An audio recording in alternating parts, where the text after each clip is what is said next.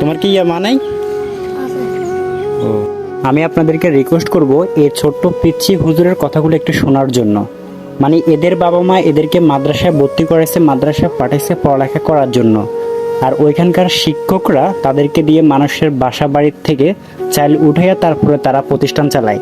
এখন আমার যুক্তি হলো, আপনারা প্রতিষ্ঠান করছেন, প্রতিষ্ঠান খুলছেন, ভালো কথা। যদি প্রতিষ্ঠান নাই চালাতে পারেন আপনারা, তাহলে প্রতিষ্ঠান খোলার তো কোনো মানে হয় না। আর যদি সেই প্রতিষ্ঠান চালানোর জন্য ওই সমস্ত বাচ্চাদেরকে দিয়ে মানে ভিক্ষার মতো একটা মানে এরকমভাবে মানুষের বাসা বাড়িতে গিয়ে তারা চাইল তুলতেছে, ছেলেটার মুখ থেকে জাস্ট কিছু কথা শোনেন। ওইভাবে আমি কথা মাদ্রাসায় কোনায় হুজুর?